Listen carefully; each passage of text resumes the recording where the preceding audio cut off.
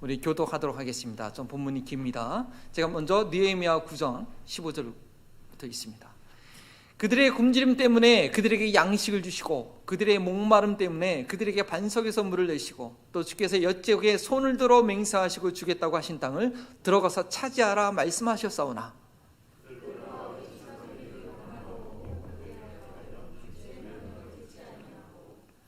거역하며 주께서 그들 가운데 행하신 기사를 기억하지 아니하고 목을 굳게 하여 패역하여 스스로 한 우두머리를 세우고 종되었던 땅으로 돌아가고자 하였나이다. 그러나 주께서는 용서하시는 하나님이시라 은혜로우시며 긍휼히 여기시며 더디에 노하시며 인자가 풍부하심으로 그들을 버리지 아니하셨나이다.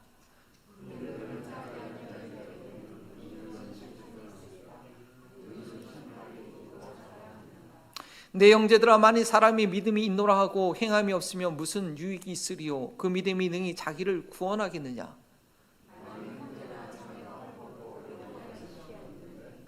너희 중에 누구든지 그에게 이르되 평안히 가라 덥게 하라 배부르게 하라 하여 그 몸에 쓸 것을 주지 아니하면 무슨 유익이 있으리요. 아멘. 이는 살아계신 하나님의 말씀입니다.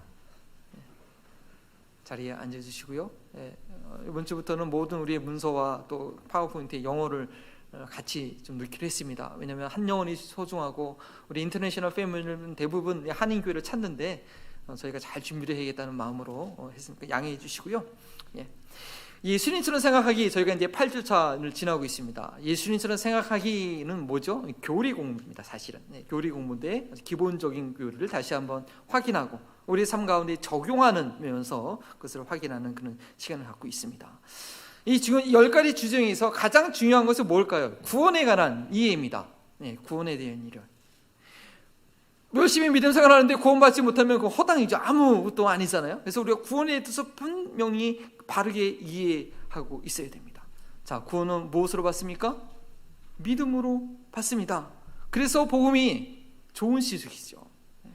그래서 우리는 확신을 가지고 그 구원의 확신을 자신에게 적용할 뿐 아니라 지난주 말씀처럼 모든 이들에게 차별 없이 확신 가운데 증거할 수 있는 것입니다. 이 세상의 어떤 종교도요 사람한테 당신 구원받았으면 이렇게 얘기해 줄 종교가 없습니다. 왜냐? 이 세상의 모든 종교는 자기 의를 자기 자신에게 달려. 내가 잘하면, 내가 착하게 살면 구원받은 거고, 내가 하나님의 도움이 필요 없습니다.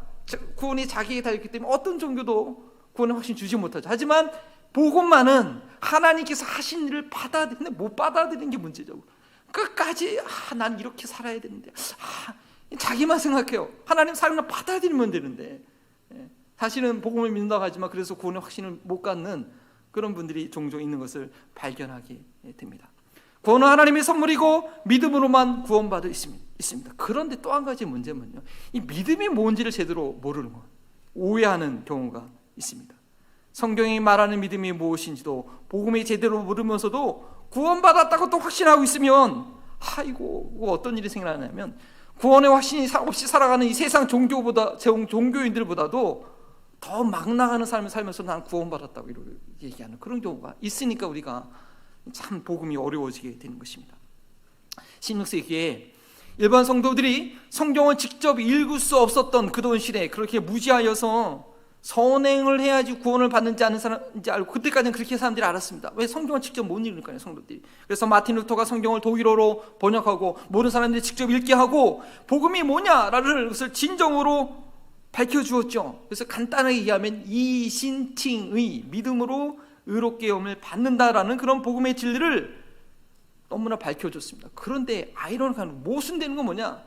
오늘날 우리 교회 성도들은 이신칭의가 왜 생겨났는지, 어떠한 것을 배격하기 위해서 이런 말이 생겨났는지를 모르고 또 더군다나 성경을 읽지 않고 성경을 공부하지 않기 때문에 이 이신칭의 믿음으로 말미암아 구원받는다는 이 교리 때문에 도리어 오늘날 제2의 종교 개혁이 필요한 상황이 됐다라는, 근데 아이러니한 일이 생겼습니다. 왜냐? 믿음으로 구원받았다고 하는데 믿음으로 살지 않는 그리스도인들 때문에 복음이 전혀 좋은 소식이 우리한테 되지 않고 있기 때문입니다. 따라서 교리를 배우는 예수님처럼 생각하기는요, 이 삶과 구원을 설명한 이후에 계속적으로 뭘 배웠죠? 성경을 배웠죠. 성경을 읽어야 된다. 성경을 공부해야 된다. 그 다음에 우리가 그리스도 안에서 바른 정체성을 가져야 된다. 왜 우리가 같이 모여서 교회를 이루어야 되는가? 그 교회를 통해서 하나님께서 무슨 일을 하시는가? 또 모든 인류에 대한 하나님의 마음, 오늘 국률, 이렇게 구원 이후의 삶에 대해서 계속해서 저희가 배우고 있는 것입니다. 말씀드렸듯이 구원에 대한 바른 이해는 하나님에 대한 바른 지식에서 시작됩니다. 하나님은 누구십니까? 제1과에서 배웠죠? 유일하신 한 하나님이신데 삼위일체로 계십니다. 삼위일체로 계신다는 건 뭡니까? 공동체로 계신다는 것이죠. 공동체로 계신 하나님의 대표적인 속성은 무엇이겠습니까? 사랑이라는 것입니다. 사랑.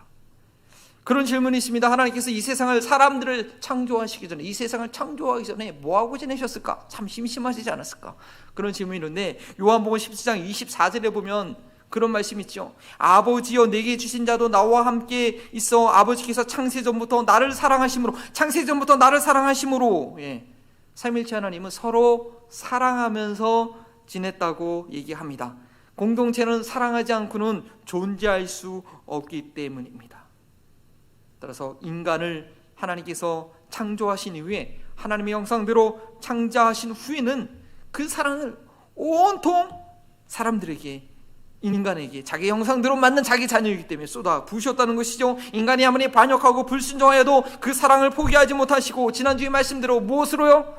죽음으로 그 사랑을 우리에게 확증하여 주셨습니다. 따라서 구원이라는 것은 그 하나님의 사랑을 깨닫고 받아들이는 것입니다. 따라서 우리 삶 가운데 사랑이 없으면 그 사랑을 모르는 거예요. 하나님이 나를 얼마나 사랑하시는지 모르는 거예요. 사랑이 없으면, 그래서 사랑이 없으면 아무것도 아니라고 하는 것입니다. 구원받았다고 하나 하나님의 사랑을 모르고 사랑하지 않는 자는 성경이 말하는 구원의 확신이 아니라 자기 사랑의 우상에, 자기를 얼마나 사랑할까, 나는 구원받은 확신 가운데 있죠. 자신감 있게 얘기하는 겁니다. 자기 사랑의 우상에 미어 있을 뿐이라는 것입니다. 예수님처럼 생각하기, 이 교리를 배우는 시간에 왜 국률이라는 주제가 포함되어 있을까요? 국률은 사랑이 나타나는 모습입니다. 국률을 단순히 선한 삶의 실천적 과제로 이해하고 마는 것이 아니라 구원을 이해하는 교리로서 받아들일 필요가 있다는 것입니다. 국률에 하나님을 알 때에 내가 받은 국률을 이해하고 국률이 있는 구원의 삶을 살게 됩니다. 구원의 확신을 성경적으로 가리신 분들은 앞으로 계속 진행될 18가니까 30가니까 22가 남았습니다. 이 진행될 이 빌리브의 내용들이 율법적인 부담감이 아니라, 이 빌리브는요, 믿는 사람답게 살자는 내용이거든요. 결국 이렇게 살아야 되는 내용이에요. 근데 그런 내용들이 율법적인 부담감이 아니라 하나님께서 나를 구원하신 은혜가 이렇게 깊구나, 그래서 내가 이렇게 살 수밖에 없는 거구나라는 그런 감격의 동의가 우리 가운데 있어야 되는 것입니다. 국률의 하나님에 대해서 말씀드립니다. 첫 번째로 읽었던 이 구약의 본문 느헤미야 말씀은요, 바벨론 포로에서 돌아온 유대인들이 느헤미야와 에스라의 그 지도 가운데 처음으로 초막절을 지키게 됩니다. 초막절은 3대 절기, 유월절, 오순절, 초막절, 그렇죠? 절기제로 하는 가을에 되는 것인데, 예수님께서 다시 오실 그 재림을 또 상징하는 절기가 아닙니까? 이 초막절을 즐기면서 그동안 자기들이, 이 백성들이 하나님 앞에 반역했던 것을 회개하는 그런 내용입니다. 왜 선택받은 이스라엘 민족이 망할 수밖에 없었는지, 자기 땅에 돌아와서도 여전히 포로로 살아갈 수밖에 없었는지, 지난대의 역사를 회고하면서 회개하고 하나님의 국률을 간절히 소원하는 그런 내용입니다. 그 전체 내용을 제가 잠시 한번 요약해서 말씀드리면, 이스라엘이 생겨날 수밖에 없었던 이유도 9절이죠. 애굽에서 고생하는 그들의 부르짖음을 들으시고 그들의 아픔을 보시고 하나님께서 애굽의 고난한 백성들을 불쌍히 여기셔서 그들을 외면하지 않으시고, 그들을 불쌍히 여기시고 외면하지 않으셔서기 때문에 그들을 건져내신 것입니다. 15절에 광야에서 배고플 때에 먹을 것을, 목마를 때에 공급해 주셨습니다. 불쌍히 여기셔서. 그 다음에 19절에 밤에는 불기둥으로 따뜻하게, 낮에는 구름기둥으로 시원하게 그들의 길을 안내해 주셨습니다. 저희가 팬데믹 기간 동안에 아무도 코로나에 걸린 사람 없이, 아프지 않고, 뭐 걸렸어도 그냥 잘 지나가고, 또 경제적으로 너무나 크게 너무 어려움 당하지 않고 이렇게 다수에 모일 수 있게 된 것은 하나님께서 저희를 긍휼히 여기셨기 때문인 줄 믿습니다. 팬데믹 경황 가운데 저희는 세계에서 가장 위험한 나라에서 살고 있었습니다. 가장 많은 사망자에 나타나는 그런 나라에서 살고 있었지만 지금은 이 팬데믹을 종식시킬 수 있는 백신을 가장 쉽게 맞을 수 있는 그런 나라가 되었는데, 그것도 하나님께서 여러분들의 기도를 들으시고 이 땅에 국류를 베풀어 주셨기 때문인 줄 믿습니다. 하나님께서 이스라엘을 국률에 여기셨기 때문에 그들의 광야 생활 동안 몇 번이고 반역하고 스스로 불평했어도 그들이 완전히 진멸당하지 않고 23절에 출애굽 2세대들은 약속의 땅에 들어가게 됩니다. 40년 동안의 반역과 방황 중에서도 국률의 하나님께서 이스라엘을 돌봐주신 그 모습은 21절이죠. 그들의 옷이 헤어지지 않고 신발이 낡아지지 않았다는 것입니다. 발이 부르트르지 않아. 여러분 생각해 보십시오. 40년 동안 광야에서 지냈는데 옷이 낡지 않았어요. 발이 광야를 얼마나 걸어다녔는데 발이 부르트지 않았던 거. 이거 기적 중의 기적입니다. 근데 광야 생활하는 동안은 당연히 그런 줄 알고 모르는 거죠. 하나님이 그만큼 친밀하게 저들을 세밀하게 가까이에서 붙들어 주셨다라는 것입니다. 그런데 이스라엘 백성들은 이렇게 자신을 돌봐주신 하나님을 기억하지 못했습니다. 하나님의 은혜로 가나안 땅에 들어갔지만 왜 들어갔는지, 무엇을 위해서 적과 꿀이 흐르는 땅에 차지하겠는지 모르고, 아니 알려고 하지 않고 가나안 땅의 이방들처럼 26절 말씀 보니까 자신의 욕망과 명예를 위해서 살기에 바빴습니다. 그리고 그들을 돌아오게 하려고 하는 선지자들의 말을 듣지 않고 도리어 죽음에 이르게 했습니다. 저희가 이렇게 일상을 다시 찾게 된 거, 여러분 어떤 교회는요, 뭐 가까운 도렘에도요, 이 기간 동안에 장례식 치는 교회들이 몇 교회 됩니다. 사실은요. 뭐 노안으로 돌아가셨는지 감기로 돌아가시고 모르지만 하여튼 제가 아는 교회만 해도 몇 분이 돌아가셨어요. 근데 저희가 이렇게 다시 일생을 찾으시게 된 것, 우리는 기억해야 됩니다. 그리스도인으로서 교회에서의 그 사명을 진지하게 고민해야 되는 것입니다. 저에게 주어진 이 일상들은요, 저는 지금 설교하면서 너무 마음이 깊어요. 이거는요, 사명을 이루기 위해 주셨다는 것 잠깐 빼가셨는데, 일상이 얼마나, 사람들 만나서 교제하고 전도하는 게 얼마나 귀한 일이구나, 뼈저리 깊게 우리 기억을 합니다. 이번 팬데믹 기간이 사명을 위한 삶으로 회복하기에 충분한 것이 되었으면 합니다. 우리가 이 부르심에 충실하지 못하면요, 여러분 경험하셨죠? 언제든지 다양한 고난을 통해서 그 부르심을 완성하기 위해서 그 고난이 우리에게 수시로 찾아온다는 것입니다. 깨달을 때까지, 순종할 때까지. 왜냐, 우리는 버려둔 자식이 아니니까요. 28절 말씀에 보니까 가나안 땅에서조차 이방 나라에 의해 고난을 당할 때 저들이 부르짖습니다. 그리고 주님께서 또 그들을 불쌍히 여기셔서 건져주시기를 반복했지만 결국에는 완전히 바벨론으로 아수르에게 넘겨지게 됩니다. 31절 말씀이죠. 그러나 하나님의 국률이 그들의 반역과 패망보다 더 크기 때문에 완전히 멸해지지는 않고 다시 고국 땅으로 돌아왔습니다. 37절 말씀해 보니까 비록 자신들이 고향 땅에서 여전히 바벨론 왕의 통치를 받아야 하는 그런 종살이지만 그들은 자기의 죄악이기 때문에 것을 인정했습니다. 자신의 잘못을 인정하고 38절에 다시 한번 하나님의 국류를 구하는 그런 언약을 맺고 있는 것이 오늘 느헤미야의 긴 말씀이었습니다. 이스라엘의 역사는 하나님의 국률 때문에 시작될 수 있었고, 하나님의 국률 때문에 유지될 수 있었고, 여전히 메시아를 찾고 기다리고 또 예수님을 버리고 있는 저희들이지만 하나님의 국률이 저 이스라엘 민족에 대해서 끊어지지 않기 때문에 저들은 소망을 갖게 될 수 있는 것입니다. 저의 인생 길을 돌아보십시오. 순간마다 하나님의 도우심이 있었고, 그 도우심이 아니었다면 지금까지 저희는 여기 올 수 없었던 삶이었을 것입니다. 그렇지 않다고 하실 분 왜 계십니까? 아니요, 저도 아니에요. 저도 하나님의 도우심, 하나님의 국률함 때문에 오늘날 이 자리까지 제가 있는 것이라고 고백합니다. 아니, 저희가 매 순간마다 깨닫지 못해서 그렇지요. 하루하루 사는 것이 하나님의 국률하심과 붙들어 주신 때문에 가능한 것입니다. 여러분 칼럼 읽으셨겠지만 제가 지난 목요일날 집에서 인터넷이 안 돼가지고 막 순간 패닉이 찾아왔습니다. 늘 인터넷에 의지해서 살던 제가, 이것도 하나님께서 안 지켜주시면 어떡하나. 오늘 아침에도 저기 인터넷이 안 되니까. 근데 집에서 한번 고쳤던 경험이 생겨가지고 간신히 고쳐서 지금 라이브 방송이 되고 있는 것입니다. 하나님께서 미리 저를 훈련시켰던 거예요. 그러니까 이 땅의 삶을 마감할 때도 마찬가지입니다. 지옥 심판을 벗어나서 영광스러운 천국에 들어갈 수 있는 것, 나의 삶을 볼 때는 전혀 가능하지 않고 오직 진노밖에 있을 수 없지만 하나님의 긍휼로 인하여서 은혜로 우리는 건짐을 받을 것입니다. 출애굽한 지 얼마 안 돼서 이 금송아지를 만들어서 반역했던 이스라엘 백성들을 중보한 모세에게 보여준 하나님의 성품이 무엇인지 여러분 기억하십니까?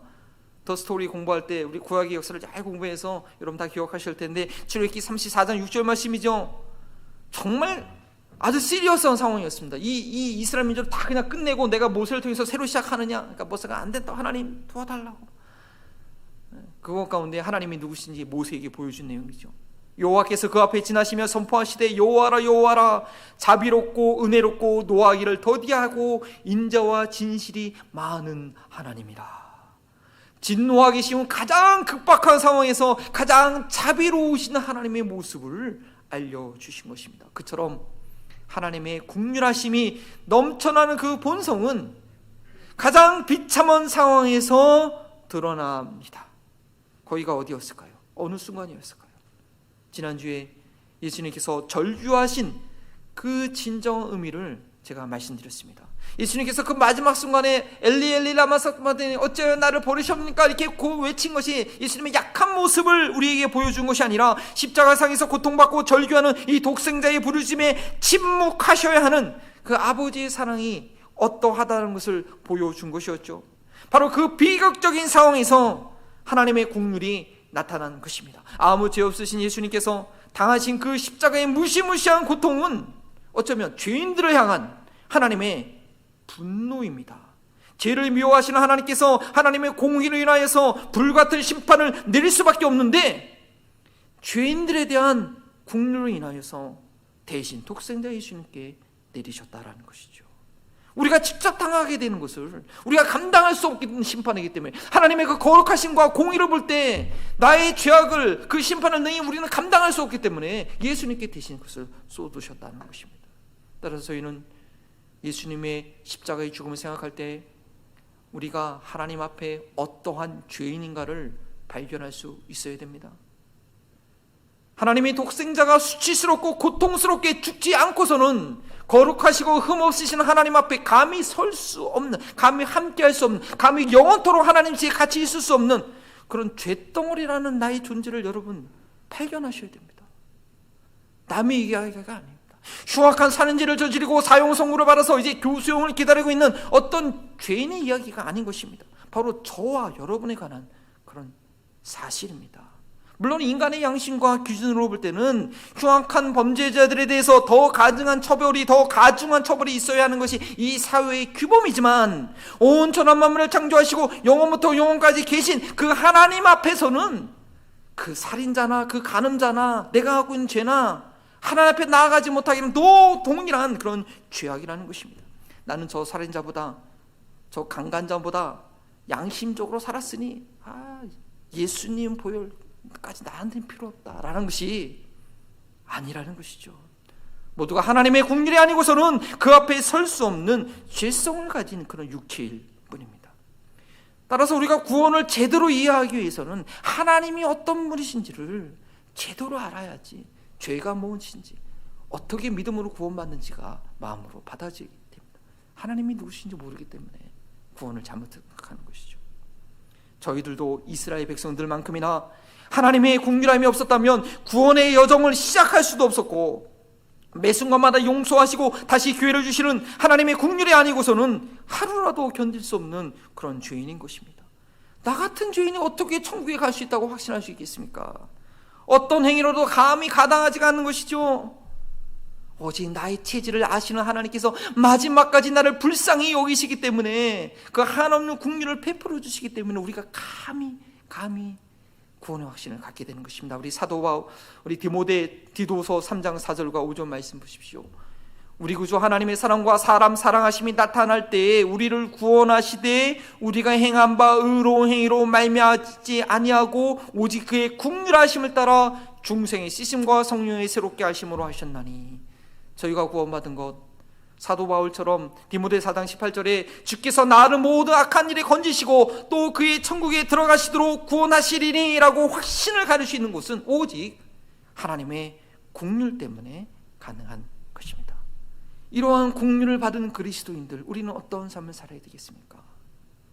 선택받은 이스라엘의 역사와 죄인의 구원이 하나님의 긍휼에 의한 것이라고 우리가 이해했다면, 이 긍휼은요 그리스도인의 구원을 이해하는 교리로 받아들여야 하는 것입니다.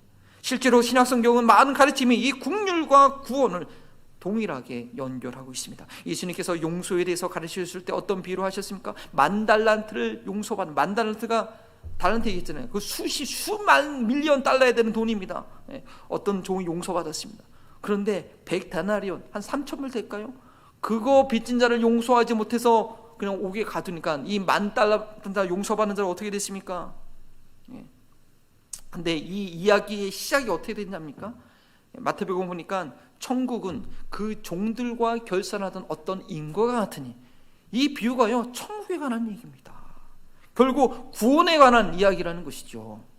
그리고 이야기는 이렇게 마무리가 됩니다. 내가 너를 불쌍히 여김과 같이 너도 내 동료들을 불쌍히 여김이 마땅하지 아니하냐 하고 주인이 노하여 그 빚을 다 갚도록 그들을 옥졸에게 넘기니라.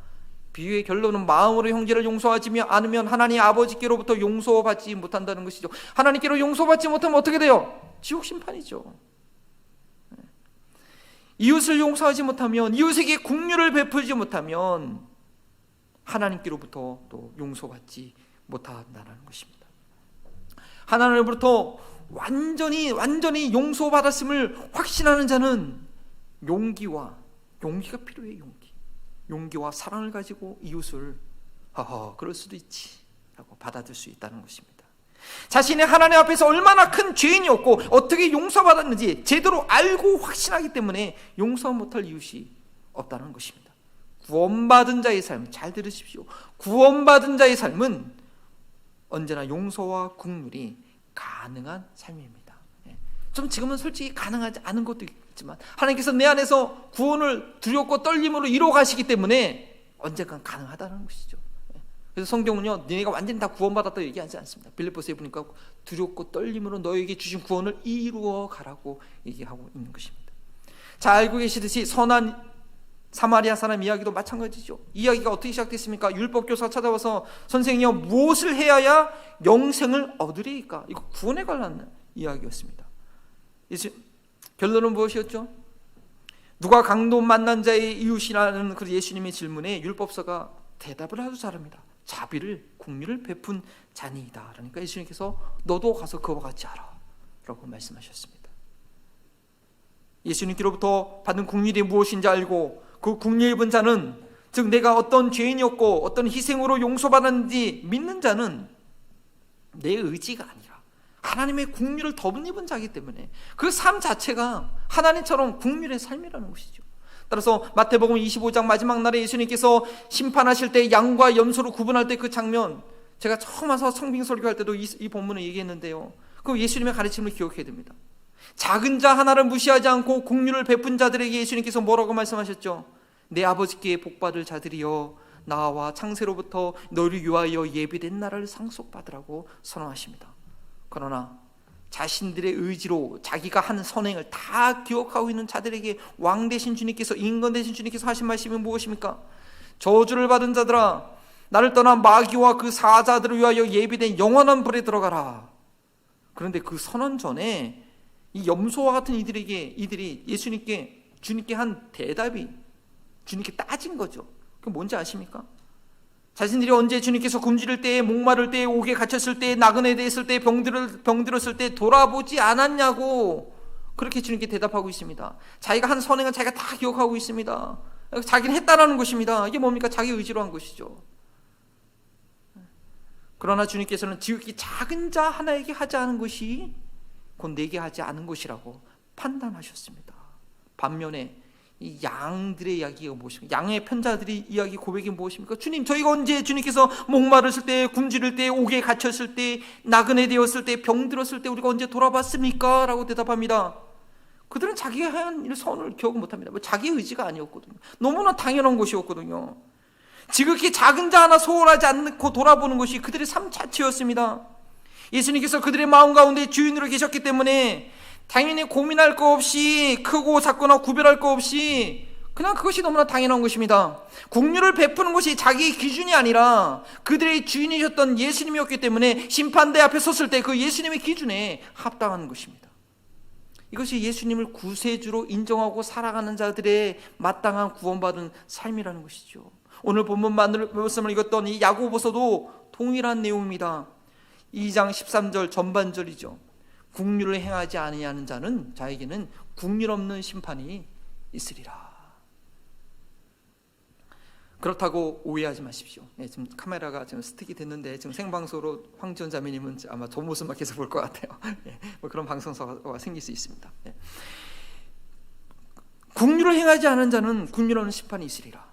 그러나 오해하지 마십시오. 오해하면 또 아십니다. 또 구원에 확실히 못 가져요. 그러면 그 긍휼을 베푼 선행 때문에 구원받은 것이 절대 아니라는 것이죠. 기억하시죠? 일방통행 기억하시죠? 구원에서 선행의 방향입니다. 하나님 앞에서 선행으로 구원받으려고 우리는 하면 그 역주행 교통사고 납니다. 아주 그냥 정신이 헷갈려져요. 불안해져요. 구원받았기 때문에 당연히 나타나는 선행의 열매로 우리가 이해해야 되는 것입니다. 그것은 뭐라고요? 하나님께서 만들어 가시는 것입니다. 에베소서 2장 8절뿐 아니라 9절, 너희 안에 그 선한 일을 위하여 하나님께서 만들어 가신다고 말씀하시지 않았습니까? 따라서 나도 나 자신을 스스로 판단하면서는 안 돼. 사도 바울도 나 자신을 판단하지 않았어요. 더군다나 다 배부르게 하라 하여 그 몸에 쓸 것을 주지 아니하면 무슨 유익이 있으리요. 복음이 좋은 소식인 것은 우리의 삶을 바꾸기 때문에 좋은 소식입니다.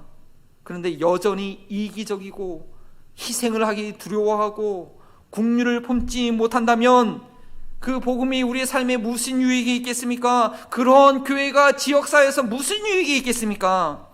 다만 밟히어 밖에 버려지는 신세가 되는 것입니까? 이웃들에게 아무 관심이 없어요. 저 사람 대단하다. 뭐 그런 얘기 안 들어도 괜찮아요. 근데 뭐 조롱받는 그리스도인들이 되는 거죠. 손가락질 받는. 최근에 여러분 뉴스도 어떤 여자 목사님인데 저기 갈비집에 가가지고 환불 안 해준다고 막 그게 다 그냥 인터넷 따가지고 제가 얼마나 부끄러웠는지 막 조롱받는 그리스도인들이 되는 거죠. 지역 사회에 있으나 마나 불편한 교회 건물이 되고, 제가 왜 교회 건물이 있는 거야? 그런 얘기를 듣게 되는 것이죠. 그래서 이번 주의 성경의 핵심 주제는 다음과 같이 과감하게 우리에게 이야기하고 있습니다. 다 함께 한번 읽어볼까요? 시작. 나는 하나님께서 궁핍한 자들에게 긍휼을 베풀라고 모든 그리스도인들을 부르셨다고 믿는다. 무엇을 하라고 부르셨다고요? 그 부르심의 목적이 뭐라고요? 긍휼을 베풀라는 것은 명령입니다. 하나님께서 긍휼의 하나님이시고 하나님께서 저희를 그의 풍성한 긍휼로 구원하셨기 때문입니다. 그 긍휼을 경험한 이들은 당연히 베풀게 되어 있습니다. 그 긍휼을 모르기 때문에 자신이 얼마나 비천한 자의 삶에서 존귀한 자로 변화되었는지 모르기 때문에 이 긍휼의 궁자도 모르고 살아가는 것입니다. 긍휼은 곧 사랑입니다. 사랑이 없으면 아무것도 아니라고 했습니다. 사랑은 추상적이거나 그런 이기적인 자기를 만족하는 그런 감정이 아니라 긍휼을 베푸는 가장 구체적인 행동으로 나타납니다. 여러분 자녀들 이제 결혼해야 되는데 결혼하기 제일 좋은 감정이 뭔지 압니까? 너무 좋아요, 너무 멋져, 그게 사랑은 불쌍하다. 긍휼을 베푸시고 싶은 많은 그 대상자를 만나면 결혼을 해도 돼요. 평생 행복하게 살 수 있어요. 이번 주 성경 공부의 암송 구절은 시편 82편 3절과 4절이었습니다. 아주 구체적으로 실천을 우리에게 요구하고 있습니다. 구약에서부터 하나님 우리의 긍휼의 구체적인 행동을 우리에게 말하고 있는 것입니다. 제가 한번 외워볼까요? 기억나야 되는데. 가난한 자와 고아를 위하여 판단하며 궁핍한 자와 곤란한 자와 빈궁한 자를 공의를 베풀며 가난한 자와 궁핍한 자를 구원하여 악인들로부터 건지라 하시는도다. 교회가 마땅히 해야 할 일은 선교뿐 아니라 구제 사역입니다. 그것이 하나님께서 그리스도의 몸인 교회를 세우시고 하길 원하시는 일입니다. 한마음 모니턴 교회의 성도님들이 진정한 구원의 확신을 갖게 된다면 다른 거 필요 없습니다. 진정한 구원의 확신이 있으면 교회는 국률사역 하지 말라고도 하게 됩니다. 하지 않고는 견딜 수가 없습니다. 왜? 내 마음 가운데 하나님의 국률이 있기 때문에 가난하고 어려운 소식을 듣고 가만히 있을 수가 없는 그런 교회가 되는 것입니다. 사진 한 장을 보여드립니다. 최근 신문기사에서 보신 분들도 계실 것입니다. 저 왼쪽에 서 있는 저 아이와 오른쪽에 흰색 천에 감싸있는 아이는 동일한 시리아의 난민 여자 아이입니다. 자세히 보시면요, 왼쪽은 살아있을 때 쇠사슬에 묶여있는 사진이고, 오른쪽 사진은 아이가 죽어서 흰 천에 둘러놓은 그런 사진입니다. 6살이면 장난감을 손에 들고 밖에서 자유롭게 뛰어놀 나이인데, 이 10년 동안 진행된 이 시리아의 내전을 위해서 제대로 돌봄을 받을 수가 없는 것입니다. 저희 아이의 아버지가 어떻게 돌볼 방법이 없었던지 밖에서 일하는 동안에 애가 밖에 나가지 못하도록 위험하니까 쇠사슬에 묶어서 그 케이지에 뒀다라는 것입니다. 얼마간의 음식을 구해온 아버지가 이 아이에게 음식을 먹이는 동안에 애가 배고픈지 급하게 먹다가 질식했다는 그런 기사를 봤습니다. 내전 가운데 있는 이 시리아에는요, 무려 11살 미만의 아동들이 사는 것이 너무 힘들어서 자살하는 아이들이 그렇게 많다고 합니다. 이 소식을 듣고 있는 우리 그리스도인들과 교회는 어떻게 반응해야겠습니까? 여러분들 컴패션이라는 그런 단체 아시죠? 아마 개인적으로 이미 참여하는 분도 계실 것입니다. 한 가난한 나라의 한 아동을 한 가정과 연결해서 그 학교에서 공부할 수 있도록 해주는 그런 단체입니다. 한 달에 38불이면 외식 한 번만 안 하면 할 수 있는 그런 후원입니다. 전 세계적으로 250개국에 200만 명이 되는 아이들을 이렇게 도와주고 있습니다. 그런데 여러분들, 이 단체가 어떻게 시작됐는지 아십니까? 한국 전쟁 중이었던 1952년도에 에버슨 스윗이라는 그런 군목이 한국에 방문합니다. 그때 저렇게 배짱 마른, 버림받고 돌봄받지 못하는 수많은 전쟁 고아들이 있었죠. 저들을 봤을 때 그의 마음 가운데 어떻게 가만히 있을 수 없는 컴패션, 국률을 품게 됩니다. 그리고 저 목사님이 미국에 돌아가서 그 마음을 그냥 그때 감정으로 그냥 한 구석에 내버려 놓고 팽개친 것이 아니라 교회에 얘기하고 신실한 그리스도인과 나누면서 오늘날의 컴패션이라는 그런 어린이 후원 단체를 설립하게 된 것입니다. 이제는 우리 한국 그리스도인들이 좀 빚을 갚아도 될 때가 되지 않았습니까? 그러면 시리아 난민 아이도 어떻게 할까요? 제가 어제 찾아봤어요. 유니세프에 뽑는 단체가 있더라고요. 원하시는 분은 제가 링크를 보내드리겠습니다. 단돈 10불이라도 30불이라도 우리가 보낼 수 있습니다. 소외되고 돌봄받지 못하고 본인의 힘으로는 어떻게 할 수 없는 그런 삶들을 볼 때 우리의 마음에 어떤 생각이 듭니까? 그냥 눈을 감고 지나가고 싶습니까? 그나마 눈을 감는 것은 양심이 있다는 것이죠. 왜? 보면 마음이 아프니까. 그나마 눈을 감을 수 있는 양심이 있으면 다행입니다. 아무 감정이 없다면 문제입니다. 내 돈 지갑이 먼저 생각이 나면 문제입니다. 귀찮은 일로 느껴지면 이거 심각한 겁니다. 국률은 심판을 이기고 자랑하느니라. 최후의 심판대 앞에 섰을 때뿐 아니라 지금 나의 삶 가운데 심판을 이기는 국률이 내 마음 가운데 있어야 하는 것입니다. 그래야 심판대 앞에 섰을 때 그 국률이 무엇인지 경험하지 않겠습니까? 국률의 삶은 모든 그리스도인들을 위한 당연한 부르심이라는 것입니다. 우리 그 주님의 마음을 품고 함께 일어나셔서 찬양 드리십니다.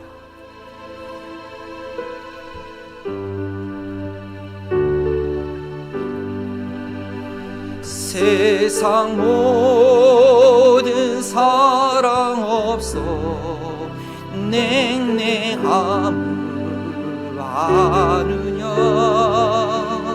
서로다 땅 없어 탄식 소리뿐일세 악을 손게 만들고 모든 소망 이르는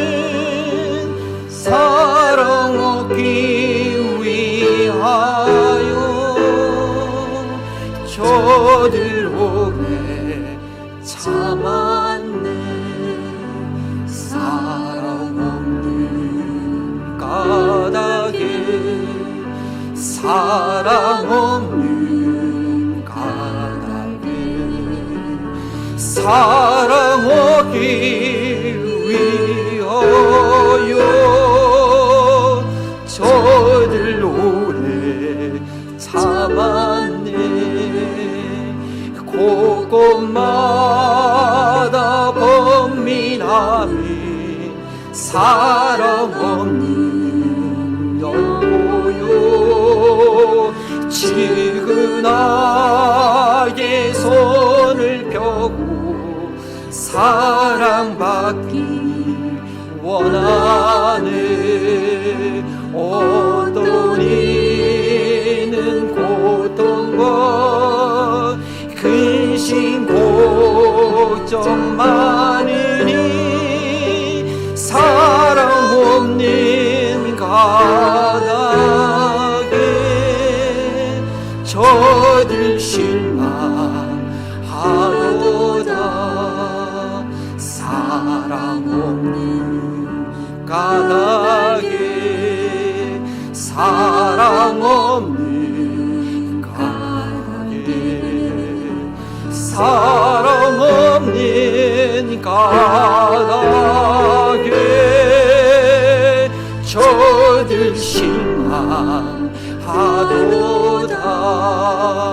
어떤 사랑 우상 앞에 복을 빌고 있으며 어떤 사랑 자연 앞에 사랑 요구하도다. 먼저 믿는 사람들 예수 사랑 가지고 나타내지 않으면 저들 실망하겠네. 예수 사랑 가지고 예수 사랑 가지고 나타내지 않으면 저들 실망하겠네.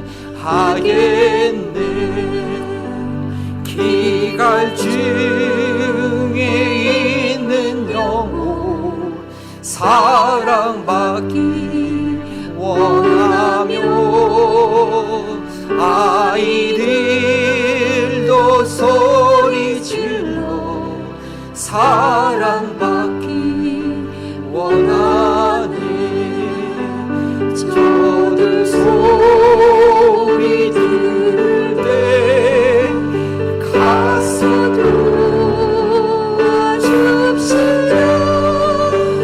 만민 중에 나가서 예수 사랑 전하세. 예수 사랑 전하세. 예수 사랑 전하세. 만민 중에 나가서 예수 사랑 전하세. 기도하기 원합니다. 참으로 저희 교회 너무나 자랑스럽습니다. 작년에 팬데믹이 가장 어려운 기간 가운데 26%를 웨브에 사용했습니다. 하나님께서 하신 일이죠. 저희 목표는 33% 쓸 수 있으면 좋겠어요. 그러려고 한다면 뭐 저희 사례 반으로 줄이면 가능해요. 뭐 그거 방법보다는 우리 교회 성도들의 복을 받아서 11조 더 많이 할 수 있으면 되죠. 너무나 귀한 교회입니다. 너무나 귀한 일을 하고 있습니다. 그러나 그뿐만 아니라 지난주에 말씀드렸지만 잃어버린 영혼에 대한 안타까운 마음이 있습니다. 제가 팬데믹 기간 가운데 사람들을 돌아보면서 좀 지쳤어. 뭐 이렇게 반응하는 것 같은데 저는 뭐 연락은 이제 안 했어요. 제가 너무 이렇게 뭐 요청하는 것 같아서. 근데 잃어버린 영혼에 대한 마음 우리가 놓치면 안 돼요. 또한 저희 교회가 기도하면 됩니다. 하나님, 우리의 필요가 보일 때마다 하나님 저에게 복 주시려고 필요를 보여주시는구나. 우리에게 복 주시려고, 내 삶을 더욱더 하나님께서 풍성케 하시려고 그런 필요를 보여주시는구나. 정말 하늘의 상급이 쌓이도록 그렇게 불신자를 만나게 하시고 구원의 확신 없는 영혼들을 만나게 하시는 거예요. 저희들을 위해서 기도하는 거 포기하지 말고요, 저희들을 권면하는 거 포기하지 말고요, 또 우리 주변 가운데 도움이 필요하다면 혼자는 어렵죠. 함께 나누면서 할 때 우리 교회 모두가 복을 받는 귀한 은혜가 있는 줄 압니다. 이 시간 하나님, 우리 교회 복 주심을 감사하고 하나님 우리 교회를 더 사용해달라고, 내가 여기 있사오니 하나님의 국률로 구원받았으니 하나님 나를 사용해달라고 우리 다 함께 주의 이름을 부르짖고 함께 결단하며 기도합니다. 주여, 아버지 하나님 감사합니다. 하나님 감사합니다. 하나님, 저희 교회 가운데 놀라 하늘의 복을 허락하시고 잃어버린 영혼을 구원할 수 있는 은혜를 허락하여 주시고 하나님의 도우신 종 가운데